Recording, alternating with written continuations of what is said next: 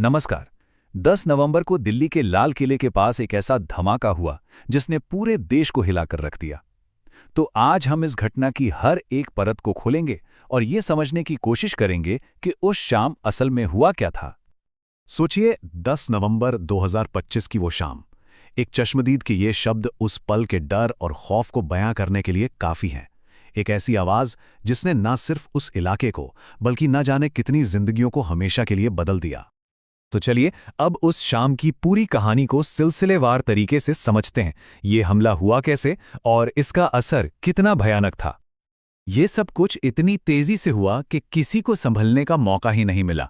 शाम 6:45 पर एक कार पार्किंग से निकलती है और ठीक 7 मिनट बाद 6:52 पर लाल बत्ती पर खड़ी उसी कार में एक जबरदस्त ब्लास्ट हो जाता है। सिर्फ 3 मिनट के अंदर इमरजेंसी सेवाएं हरकत में तो आती हैं, लेकिन तब तक तबाही अपना काम कर चुकी थी। शुरुआती रिपोर्ट्स में जो आंकड़ा सामने आया वो दिल दहला देने वाला था। इस धमाके में 13 लोगों की जान चली गई। 13 जिंदगियां जो बस एक पल में खत्म हो गईं। और सिर्फ इतना ही नहीं, 20 से भी ज्यादा लोग इस धमाके में बुरी तरह जख्मी हुए। उन्हें फौरन लोकनायक जयप्रकाश अस्पताल ले जाया गया, जहां कई लोग जिंदगी और मौत के बीच झूल रहे थे। अब जरा इस धमाके की ताकत का अंदाजा लगाइए। ये इतना जबरदस्त था कि कार का मलबा और आसपास की चीजें 150 मीटर के दायरे में फैल गईं और धमाके की गूंज वो 2.5 किलोमीटर दूर आईटीओ तक साफ साफ सुनाई दी।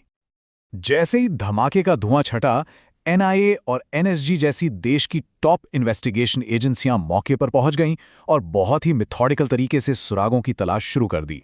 जांच का फोकस सबसे पहले गया एक चीज पर, धमाके में इस्तेमाल हुई कार के मलबे पर। एक हुंडई i20 जिसका रजिस्ट्रेशन नंबर इस केस की सबसे पहली और सबसे बड़ी कड़ी बनने वाला था। लेकिन देखिए, अपराधी तक पहुंचना इतना भी आसान नहीं था। ये पता लगाना कि कार का असली मालिक कौन था, एक उलझी हुई पहेली जैसा था। गाड़ी गुड़गांव में किसी के नाम पर थी, फिर वो ओखला में बिकी, उसके बाद अंबाला में और फिर एक और मालिक को। हर बार जब लगता था कि वो करीब हैं, एक नया मालिक सामने आ जाता था। और मामले की गंभीरता का अंदाजा आप इसी बात से लगा सकते हैं कि केस यूएपीए के तहत दर्ज किया गया। यूएपीए यानी अनलॉफुल एक्टिविटीज प्रिवेंशन एक्ट। ये एक बहुत ही सख्त आतंकवाद विरोधी कानून है। इसके तहत केस दर्ज होने का मतलब साफ था, एजेंसियां इसे एक सोची समझी आतंकी साजिश मानकर चल रही थीं। लेकिन एक सवाल जांच एजेंसियों के दिमाग में लगातार घूम रहा था।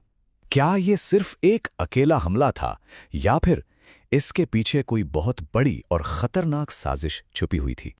और यहीं से इस पूरी कहानी में एक बहुत बड़ा ट्विस्ट आता है, जहां दिल्ली का ये धमाका एक दूसरे पहले से चल रहे काउंटर टेररिज्म ऑपरेशन से जुड़ जाता है।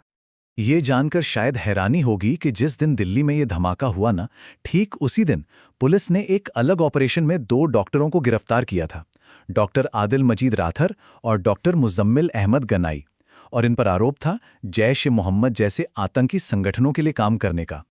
इन डॉक्टरों की गिरफ्तारी के बाद जब फरीदाबाद में रेड डाली गई तो जो मिला वो किसी के भी होश उड़ाने के लिए काफी था। 3000 किलो। सोचिए, 3000 किलो से भी ज्यादा विस्फोटक। अगर यह साजिश कामयाब हो जाती तो हम सोच भी नहीं सकते कि तबाही का मंजर क्या होता। और जो सामान वहां से मिला वो किसी 1-2 बम बनाने का नहीं था। Ammonium nitrate, timer, remote control, भारी धातु और तो और राइफल और पिस्तौल भी।